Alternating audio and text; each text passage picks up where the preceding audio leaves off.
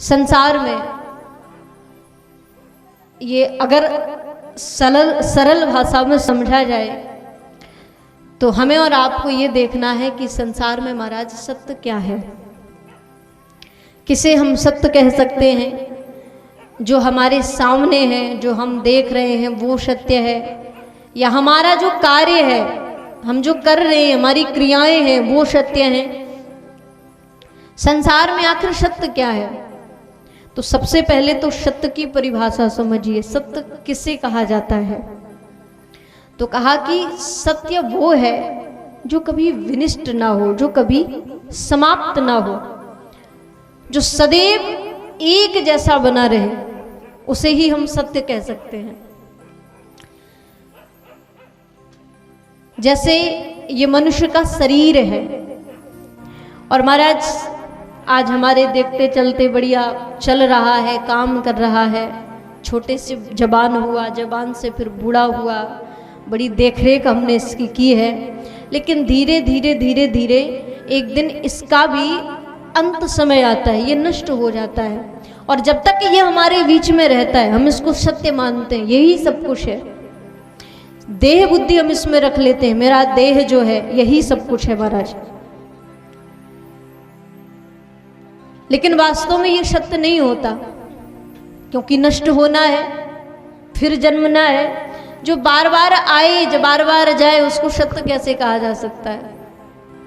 सत्य तो वो है जो आज भी है, कल भी था और सदैव बना रहे, वो सत्य है।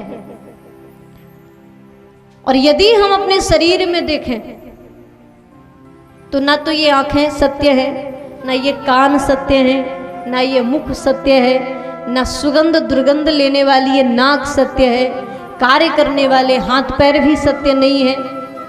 सत्य क्या है शरीर में? तो कहा कि हमारा शरीर में यदि कुछ सत्य है तो एक छोटा सा अंश है, एक छोटी सी मशीन है। और वो मशीन क्या है? वो कुछ और नहीं है, हमारे शरीर को चलाने वाली, हमारे शरीर को जो संचालित कर रही है, जिससे ये हाथ काम कर रहे हैं, जिससे ये पैर चलना जानते हैं, जिससे ये आंखें देख सकती हैं, जिसके द्वारा ये नाक सुगंध दुर्गंध ले सकती है, मुख बोल सकता है, वो शक्ति क्या है? वो है हमारी आत्मा, जो हमारे अंदर ही छुपी हुई है, पर हमें दिखाई नहीं देती। हम उसको देख नहीं सकते, बस अनुभव कर सकते हैं। और अनुभव कैसे? ये भगवान का ही, लोग कहते हैं ना कि भगवान होते ही नहीं है, होते हैं तो दिखाई क्यों नहीं देते, कहाँ रहते हैं, कैसे होते हैं? तो सबसे बड़ा भगवान के होने का प्रमाण तो यही है कि आपका ये जो शरीर है ना, ये व्यवस्थित संचालित तो हो रहा है। ये भगवान के होने का बहुत बड़ा प्रमाण है, ध्यान देना। भगवान है इसीलिए आपका शरीर काम कर रहा है, इसीलिए आपका शरीर चल रहा है, क्यों? ये मैं नहीं, ये श्री रामचरितमानस में गोस्वामी तुलसीदास जी महाराज भी लिखते हैं, ईश्वर अंश जीव अविनाशी, चैतन्य अमल सहज सुख राशि। ये जो शरीर में अंश छुपा हुआ है ना, ये परमात्मा ने सब मनुष्यों के अंदर, सब जीवों के अंदर एक छोटी सी मशीन फिट कर दी है, अपना अंश रख दिया है।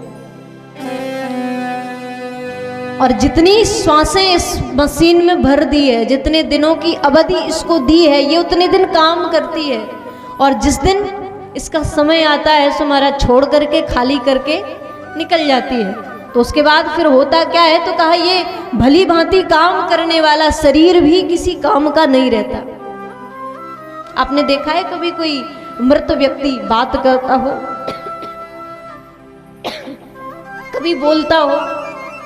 आपने किसी मृत को चलते हुए देखा है? या कभी आपसे कुछ बोले, बात करे, किसी ने देखा? मैंने तो नहीं देखा। मृत होने के बाद कारण यही है कि जो शक्ति थी महाराज इसको चलाने वाली, वो इस शरीर को छोड़ करके निकल चुकी है। अब ये शरीर ना सुनेगा, ना बोलेगा, ना चलेगा, ना कोई काम करेगा, मृत पड़ चुका है। जैसे एक खिलौना बनाया जाता है, कई लकड़ी के या फिर प्लास्टिक के कई खिलौने बनाए जाते हैं और उसके अंदर सेल डाल देते हैं, है ना, मशीन लगा देते हैं छोटी सी, कूलर आदि होता है। ये साधन जो है तो इनको चलाने के लिए, संचालित करने के लिए हम क्या करते हैं, तो क्या इनके अंदर मशीन लगानी पड़ती है। और जिस दिन उस मशीन को आप निकाल लेते हो तो केवल वो शोभाजनक ही रहता है, देखने लायक।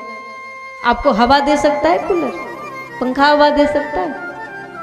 नहीं दे सकता, उसको आप देखते ही रहोगे, पर वो काम नहीं करेगा। ठीक इसी प्रकार ये जो शरीर है ना महाराज, ये परमात्मा के द्वारा ही संचालित किया जा रहा है। वो शक्ति अगर ना हो तो ये आपका मिट्टी का शरीर किसी काम का नहीं है। हम कहते हैं ना, अरे